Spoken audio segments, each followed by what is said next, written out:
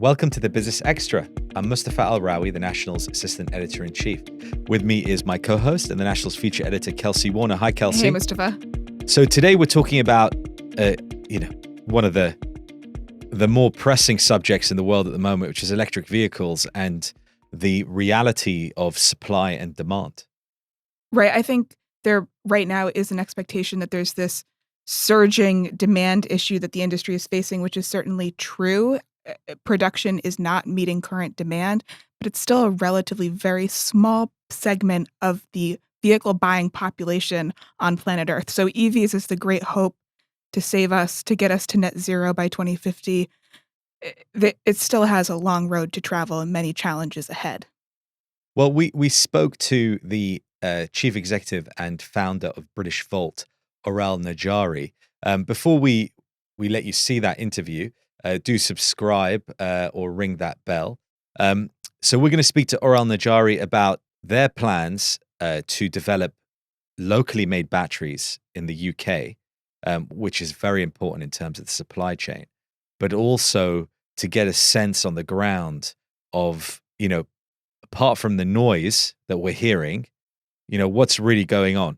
Right. What is actually happening? And as we move away from EVs being synonymous with being a Tesla story, as we move on from the Elon Musk of it all and the industry matures and consumers actually become more savvy to, okay, what does it mean to have a lithium ion battery in my car? Is this really environmentally friendly? What will it take to make EVs truly green? These are sophisticated, kind of nuanced questions, but they're really important as major manufacturers around the world are announcing, electric fleets. Let's go to that interview with Orral Nadjari, the founder and chief executive of Britishvolt. Orral Nadjari is the founder and chief executive at Britishvolt.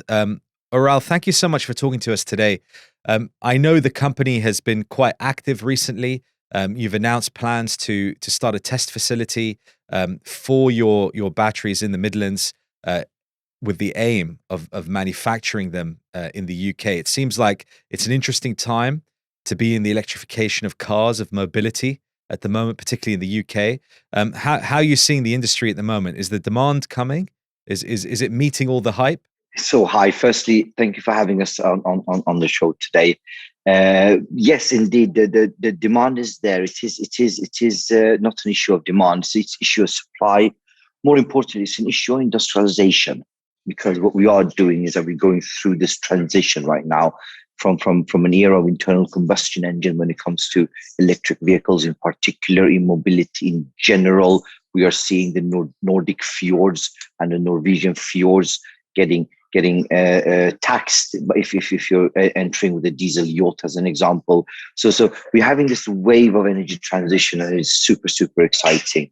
In terms of what we're seeing in the industry, you mentioned rightly so our latest acquisition, EAS, is a battery manufacturer since 25 years and is supplier to many of these blue chip OEMs in Europe. But more importantly, what it does allow us is that it allows us to look more closely into de-risking industrialization, going from smaller scale to large scale. And I'll give you a very simple example, that sits very close to my heart. Elon, he doesn't have problem selling cars. He has problems producing enough cars in order to sell them. That's Elon Musk of Tesla, I assume, when you say Elon. Yes, that is the Elon correct. You're referring to? Okay, just to make that is absolutely correct. And he is a pioneer in the industry, and we're seeing the similar type of trends now as the cycle plans of the auto industry in Europe has been pushed forward and coming much more rapidly upon us. So it makes the cell manufacturing proposition not only an interesting one, especially from an ESG perspective, but also as part of the larger government decarbonization strategies. We get to be privileged and hit the hammer on the nail, so to speak. Elon has no issue selling cars, as you just said, but he does have challenges with producing cars. Even they last week announced that they had stopped taking orders on the Cybertruck outside of its North American market because they simply could not keep up with the number of cars being ordered. But this is not a unique Tesla issue. These are problems facing the entire EV industry. And I want you to just lay out for us, what are the challenges to producing an EV these days? Is it a lithium challenge? Is it a battery challenge? What are the things hampering scale? Very, very good observation. And yes, it is across the board, and it is across the board in terms of supply chain. We're seeing a lot of bottlenecks within supply chain as part of this energy transition right now. Many of these bottlenecks have obviously been mentioned and highlighted before. We've seen a freeze on the nickel price, even on London Metal Stock Exchange quite recently. We've had lithium prices soar, making it far more difficult for EV manufacturers to predict prices. And price stability is obviously something that then consumers are always striving towards. And more importantly, price parity towards internal combustion engines. The challenges are really in terms of supply chain. The challenges are actually building these massive and huge facilities. Taking our own UK facility as an example, we discussed the Midland facility and the EAS acquisition. But on top of that, we are the one of the few propositions in Europe that has full planning permission to build a gross 58 gigawatt hour and net 38 gigawatt hour facility in the northeast of England. So looking at these challenges ahead is the industrialization aspect is a difficult one. But having said that, this is something humanity has done before. We might only have 6 or 7 operating gigafactories in Europe right now, but we do have approximately 117 plus operating gigafactories in East Asia. So it is not something we cannot do, but what we are all aiming towards doing, especially what Britishvolt strives in doing, is to try to be the producer of a low carbon, sustainable battery manufacturing, rather than just banging out these giga plants in boxes and start producing these batteries. So in terms of challenges, it's a supply chain, the bottlenecks in terms of cells, ideally cells that are produced in Europe, if you want to sell to the European market, bearing in mind the rules of origin that are coming into play quite aggressively in the next few years. And that's another thing that's also pushed the auto industry to start producing these EVs a bit faster. And you mentioned there about low carbon batteries. The environmental concerns around the batteries for EVs is something that's been well publicized. But do you think that we're on a path where we can find a solution to the rising demand and all the supply chain discussions we've just had, but as well that takes into account environmental concerns where, you know, we can't be in a situation where we're kind of mining the rare earth metals in the same way that we were, you know, accessing all other natural resources over the previous decades? Oh, it's a very, very good point you're making there, because what is the ultimate aim? It is the strive and drive towards net zero, and you can't come to net zero if you can't create a circular economy. Firstly, because as you accurately point out, there's just a lot of raw materials that needs to get dug out of the ground. So we need to also look at recycling strategies, and that is something we're seeing major developments in terms of research, R&D, innovation. From a Britishvolt perspective, we have a joint venture with a FTSE 100 company, Glencore, it's been named a British Loop, focusing on the British recycling market. We're even, as part of our industrialization and scale-up phase, we'll have a very high scrap rate. Even those batteries, we want to be able to recycle, get them back into the system again, because as you accurately pointed out, we don't have, you know, as much raw materials as we maybe wish that we had. Orral, can I just ask your own personal background? I mean, it's not like you're a veteran of the transport sector. I mean, how did you end up, you know, with Britishvolt and looking at sort of the front lines of what's quite a cutting edge sector at the moment? It's a combination of two things. On one side, geopolitics has always been a hobby of mine, and I think the only one good thing I ever did in my academic career was my MBA thesis, which I was allowed to decide the topic on myself. But even that was in regards to energy security and supply and demand imbalance of gas and the need for diversification of gas supply into Europe. And we're seeing what's happening now in Ukraine as an example.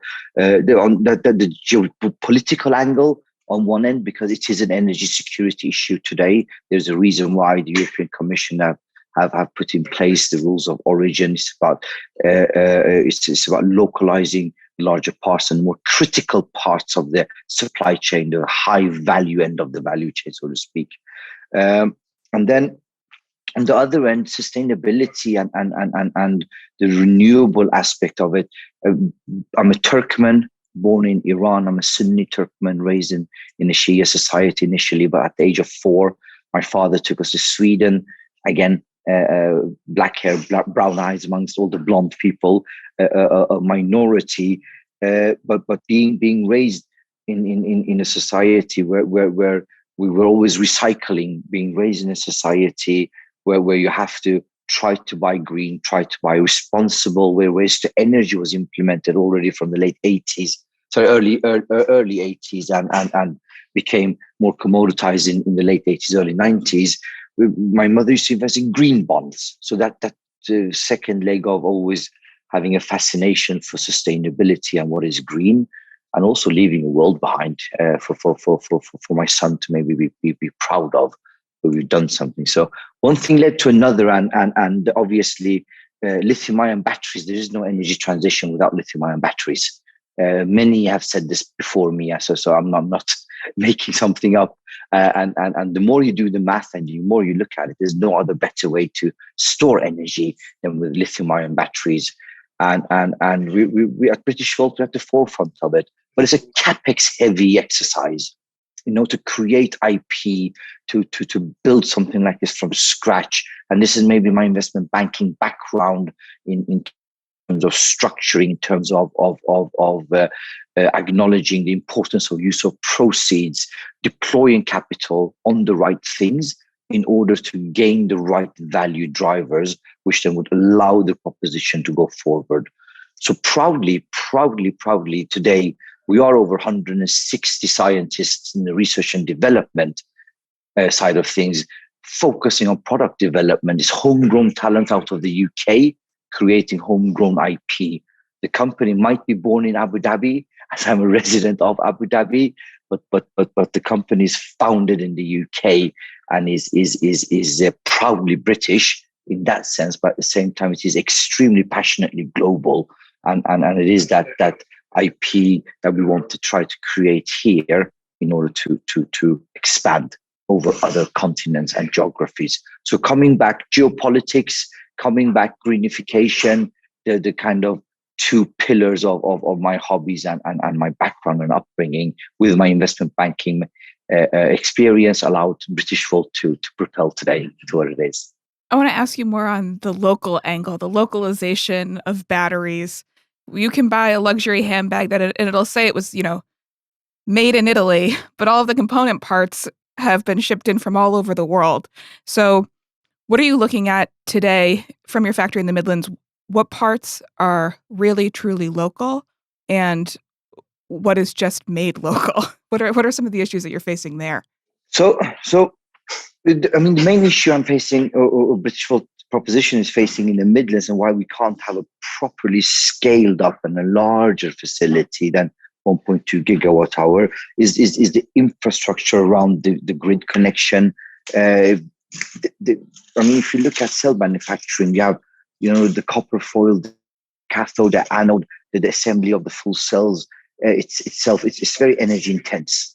So in terms of the British and the Blythe facility in the Northeast, it will be a full cycle cell manufacturing. What we will do is we'll break things down. So within the next few years' time, we will have a co-located cathode strategy, co-located anode strategy. To your point, the rules of origins are coming.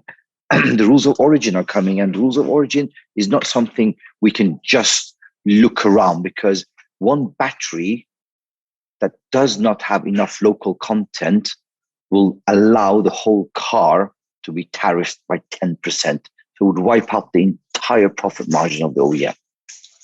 So to answer your question, local content, extremely important, but that's where Britishvolt is one step ahead in trying to make sure that we have more local content that we actually need. So we are all the time ahead of curve when it comes to regulatory frameworks and changes as part of the decarbonization strategies of the governments.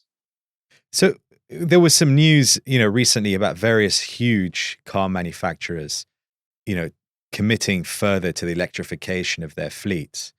I'll mention, Dodge, for example, that hasn't even made an EV yet, is committing to have its entire fleet within a few years being entirely electric.